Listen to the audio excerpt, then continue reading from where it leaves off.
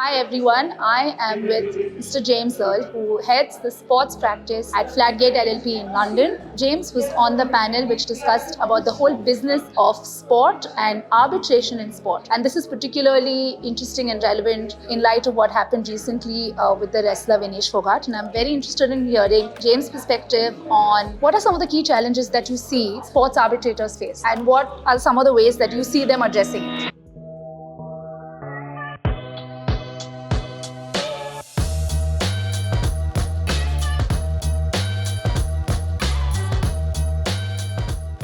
So I think that, the issue about arbitration in sport is that you're typically dealing with, the majority of situations anyway, you're dealing with the decision that's usually been made in relation to a situation in a sport. For example, you mentioned Vinesh Fogart. That's a decision around whether or not that person can compete at the Olympics. This is something that she'd prepared for 4 years.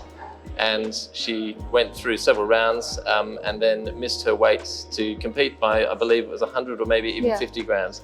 So a tiny, minute weight. But the rule is the rule, and obviously that was applied. I think, unfortunately, people in India might not want to hear it, but was applied correctly. And for a lot of people, that will seem very unfair. And I think in a sporting context, arbitrators are having to deal with that, particularly if we're talking about Court of Arbitration for Sport, which the vast majority of things that they look at are decisions by governing bodies or similar in a sporting context. So often they'll be applying the rules which have been set and trying to determine whether or not they've been met.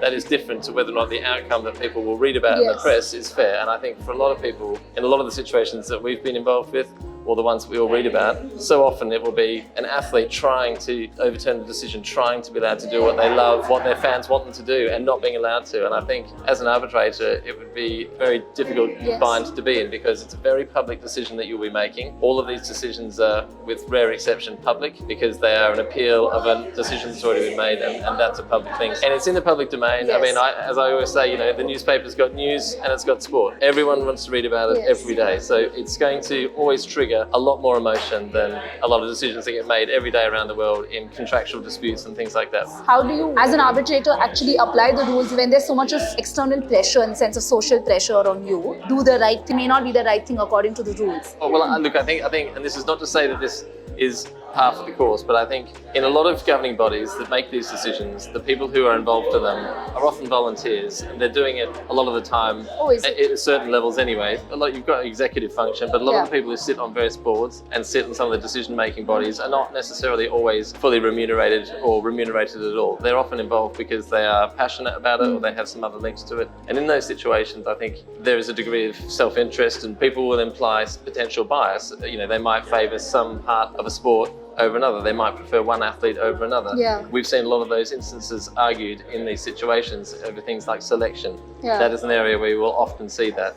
I think as an arbitrator, you've got to be very careful to remember that, okay, you could say that will apply in any decision, in an instance where people have a commercial interest, but certainly in sport, you will see it a lot. I think as an arbitrator, you've got to listen very carefully to the evidence, but beyond that, you've got to ask yourself, what are some of the driving factors that went on in those decisions? Because there is definite instance over the course of time of unfair processes, wrong decisions, biased decisions that were made clearly in the face of evidence that says it should be made to the contrary. So I think as an arbitrator, that's something that seems to crop up a lot in sport. It goes back to that point we talked about passion. And how do you infuse a sense of, let's take Vinesh Fogart's case, inherently for the public it feels very unfair and it may be correct by the rules. How do you infuse a measure of trust in the arbitral process for those who are submitting to the arbitral process? Well, I think that's a really good question, and I said to you earlier, that decision, if she had been, say, 2 kilos overweight or something like that. Like grossly overweight. It would be significantly outside, and I think people would far more quickly get their head around it. So we're really only looking at this situation, I think, not only, but I'd say primarily we're talking about it because she was so close.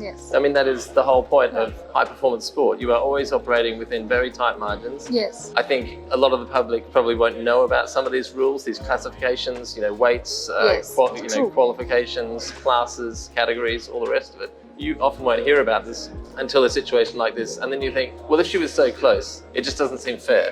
She's done all of the work years and years of preparation. Yeah. And she was even halfway through that tournament at the Olympics and then had to be disqualified. And that seems to be incredibly unfair also because all of those results were then ignored because you're out of the entire competition, not just that round. So again, I can understand where people would see that as particularly unfair, that you were overweight by a tiny amount, which in that context, it wasn't like we're talking about, the setting on an engine. This is somebody's actual weight, which as we all know is something that you can only control to a certain point. And she tried so hard. I believe she may have even cut her hair off in an attempt to reduce that. So she's done literally everything in her power and got that close and then has been tossed out of the whole competition. There's only one way to describe it, and it's unfair, but unfortunately, that's the rule. The technical application, and I think, look, I would say for anyone else in that competition who did follow the rules and did comply, they will always, of course, be pointing to that and saying, look, we all agree the framework in which we get into this sport. We all agree that we'll play by the same rules and therefore they should be applied, because if we don't do that, then there's chaos. There is chaos, absolutely. So do you think that one of the solutions could be that there should be greater awareness of rules for popular games like cricket or football? Most people know most of the rules. Do you think that there should be greater awareness of rules? I think people are only interested in this when it matters, when it comes to some of these technical rules. I mean, that's my view, a personal view. I think you're right. We're only having this conversation because of something that is a perceived injustice to the Indian people. But for that, I don't think that regulators are going to, have much success trying to get the likes of people in mainstream society to want to know about their rules. I think it's very good to ensure as part of the promotion of these things, and education is always important when you're promoting sports, and some of these sports are not as well known as others. True. I mean, we've all watched the Olympics and found ourselves watching a sport that we would never, but suddenly that could be a sport. We're interested in. I know. So it is one of those things where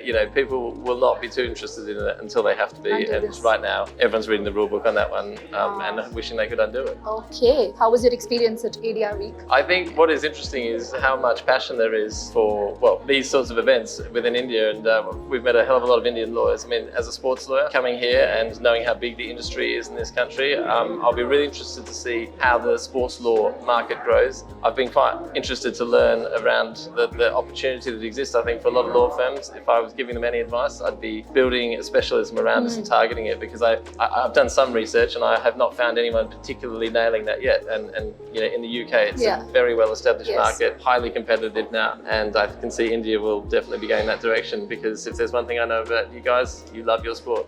We do. It's a great point to end this. Thank you so much. Thank you for being on the Daily Not a Drive problem. podcast.